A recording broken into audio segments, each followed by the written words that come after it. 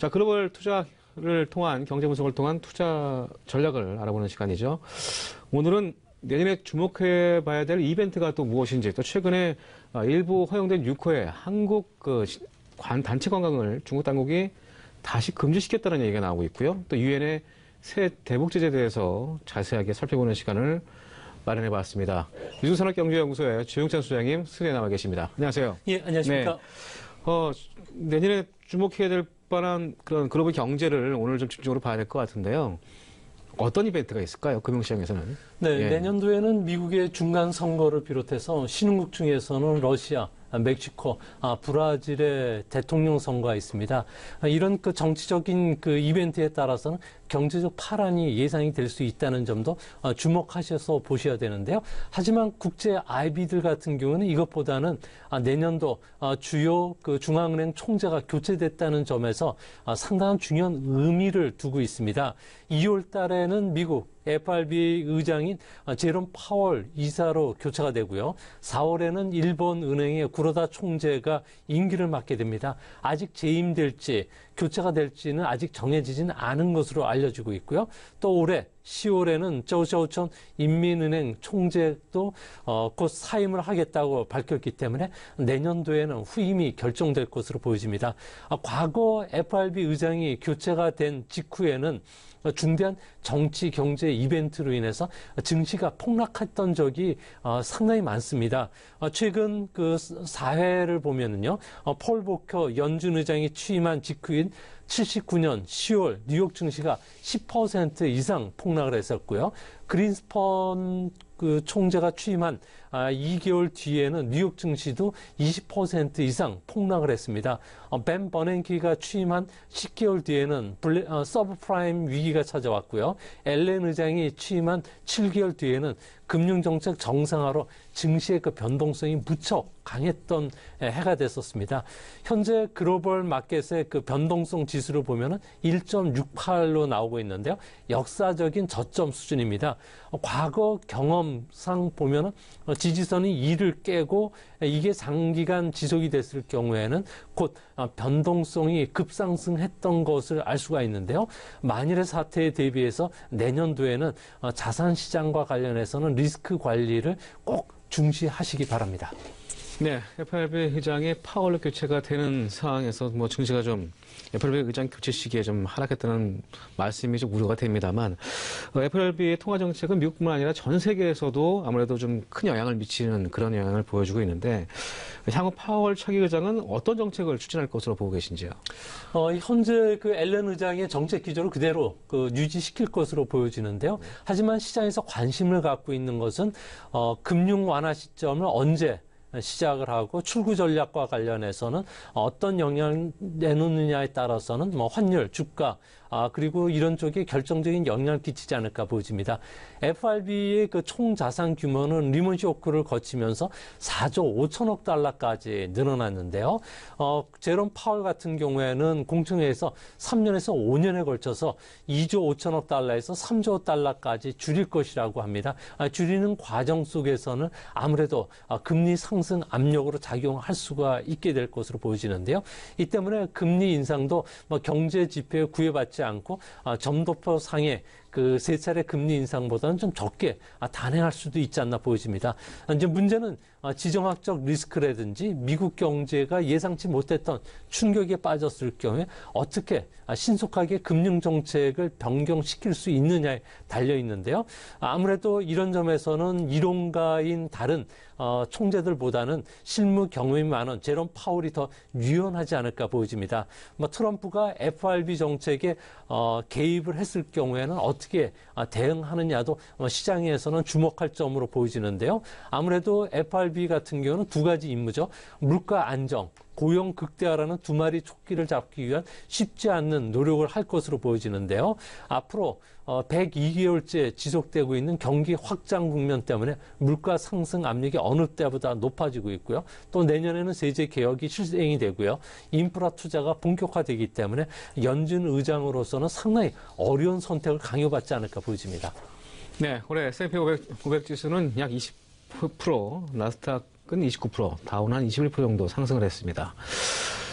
적은 양경 속에서 기업 수주도 좋은데 내년 미국 시장도 좋게 좀 보고 계신지요? 네. 네. 국제 IB들의 그 대체적인 전망은 내년 전망과 관련해서 상당히 좀 낙관적으로 보고 있습니다. 이 때문에 팔지 말고 보유하라는 충고를 하는 증권사들이 상당히 늘어나고 있는데요. 아무래도 사상 최저의 저금리 현상이 내년까지도 지속이 될 수가 있는 만큼 실적 호전이라는 호재가 증시를 좀 밀어주지 않을까 보여집니다. 다만 걱정스러운 것은 내년 중간중간에 돌발 악재들이 많기 때문에 분산 투자의 원칙은 어느 때보다 중요한 시점이 되지 않을까 보여지는데요. 현재 그 미국에서는 주가가 클라이막스를 치닫고 있다는 신호음들이 하나둘씩 나타나고 있습니다. 다우 지수를 예를 들면요. 25,000에서 23,000포인트에 도달하는 데는 51일이 걸렸는데요. 현재 23,000에서 24,000까지는 불과 31일. 그것도 또 13일 말에 24,879포인트까지 올라갈 정도로 상승 속도가 상당히 빨라지고 있다는 겁니다. 주가 고점에서는 항상 버블기에 나타나듯이 이번에는 거품이 아니다. 세계 경제의 파라다임이 바뀌고 있기 때문에 이런 상황을 무시하지 말라는 경고도 똑같고요. 또한 정급 펀드가 비정상적으로 팔리고 있을 뿐만 아니라 세계 곳곳에서 부채 팽창이 현재는 18경원까지 올라왔다고 합니다. 리먼 쇼크 이후에 한 40% 정도 증가를 했고 이 속도도 GDP 속도를 능가하고 있기 때문에 아무래도 부담감이 되지 않을까 보여지고요. 이외에도 주택 가격의 버블 문제 그리고 미국에서 장단기 금리가 축소되면서 경제와 관련된 하락 압력이 점점 높아지는 거 아니냐는 의견들이 좀 제기가 되고 있습니다.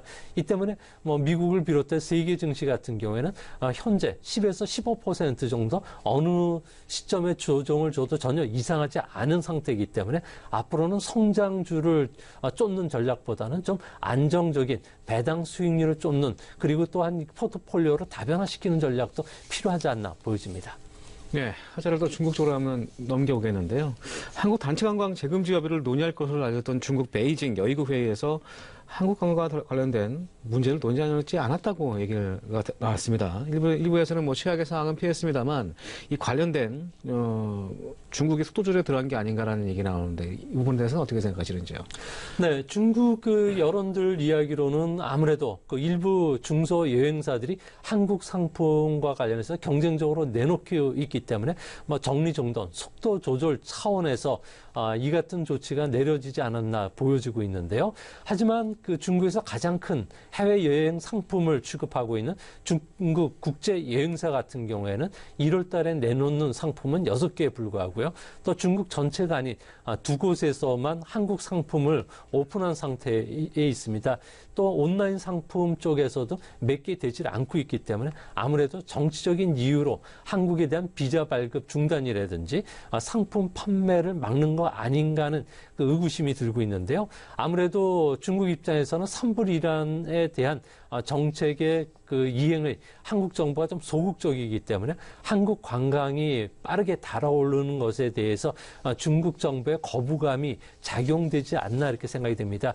이런 분석이 맞다면은 내년 그 2, 3월 정적 민감기에 들어가는 시점이기 때문에 우리나라의 그 평창 올림픽 기간 동안에는 중국인들의 대거 방한이 상당히 어렵지 않나 생각이 됩니다. 네, 언제까지 이런 혼란이 계속될지 모르겠는데요.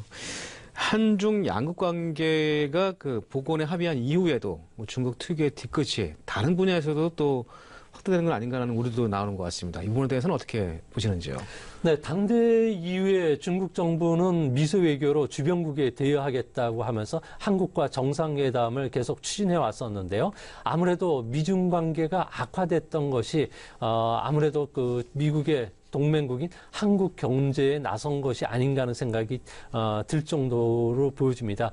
트럼프가 중국 방문한 이후에는 잠시 미중 관계가 좀 친밀해지기도 했지만 국가 안보 전략에서 그 중국을 전략적 경쟁자라든지 수정주의 세력으로 딱지가 붙인 게 아무래도 우리나라에 대한 견제에 나선 데 결정적인 영향을 끼친 것으로 보여집니다. 과거 역사를 보면은 앞으로도 상당 기간 한국에 대한 견제 장치가 계속 발동이 될 것으로 보여지는데요. 한중 관계는 미중 관계의 그 종속 변수이기 때문에 그럴 것으로 보여집니다. 이 때문에 한중 관계 정상화가 진행되는 가운데 있겠지만 낙관적인 전망을 하기에는 여전히 좀 성급한 시점이 아니겠는가 보여지고요. 그런 측면에서 보면은 중국은 겉으로는 미소 외교를 보이지만 속으로는 세이프 가드라든지 반덤빙, 수입 금제, 비관세 장벽을 통한 수입 규제뿐만 아니라 수시로 한미일 동맹을 흔드는 군사 훈련을 재개할 것으로 보여지기 때문에 내년 초에도 당분간 그 중국과 관련된 투자에는 상당히 좀 주의를 기울이셔야 되지 않을까 생각이 됩니다. 예, 그렇다면 중국의 그 관광 중단 같은 일방적인 그 사드 보복을 끊을 수 있는 그런 효과적인 대책은 없는가요? 네, 예. 중국 같은 경우는 시장에 힘에 의한 파워 게임을 즐기고 있는데요. 이 때문에 우리나라가 규칙을 중시해달라, 그리고 비관세 장벽을 통한 한국 관광 자제 요구에도 중국이 좀 호응하지는 않는 편입니다. 아무래도 WTO 체제가 지금 서서히 지금 와야 되는 단계에 있기 때문에 WTO의 규약에 굳이 맞출 필요가 없다고 중국 정부가 생각했던 것으로 보여지고요. 특히 트럼프 정부 같은 경우에는 내부 정치에 좀 더 관심을 두고 있기 때문에 외부적인 그 영향에 대해서는 그렇게 크게 신경 쓰지 않는 분야도 이런 그 흐름을 부추긴 것으로 보여집니다. 이 때문에 우리나라와 비슷한 피해를 입고 있는 유럽이라든지 호주, 일본, 아세안과 대중국 그 자발적인 연합을 하는 게 유일한 대안이 될 것으로 보여지는데요. 내년도에는 우리나라 정부가 중국의 과잉 생산이라든지 국유 기업에 대한 우대 조치, 불투명한 보조금뿐만 아니라 비관세 장벽을 활용한 일방적인 제재와 관련해서 해외 그 주요국들과 같이 연대해서 강하게 좀 저항할 가능성도 있다는 점도 고려해 주시기 바랍니다. 네, 그게 답일 수가 있겠군요. 네, 최근에 유엔 안전보장이사회가 22일 그 석유 제품 공급을 차단하는 것을 골자로 한 대북 제재안을 발표를 했습니다. 만장일치로 통과시켰는데요. 이런 유엔의 새 제재안이 북한 핵과 미사일 억제에 효과를 좀 거둘 수 있을지 이 부분에 대해서도 좀 궁금하게 좀 보이는데 어떻게 보시는지요? 네, 전대미문의 강력한 경제 제재가 철저히 시행만 된다면 북한의 핵 개발은 막을 수 있을 거로 보여집니다. 하지만 그 중국이 유엔 제재안에 대해서는 여전히 미온적인 태도를 보여주고 있고요. 또 북한 같은 경우에도 어려운 환경에서 살아나는 법을 배우고 있기 때문에 핵 개발은 멈추기는 상당히 어려울 것으로 보여집니다.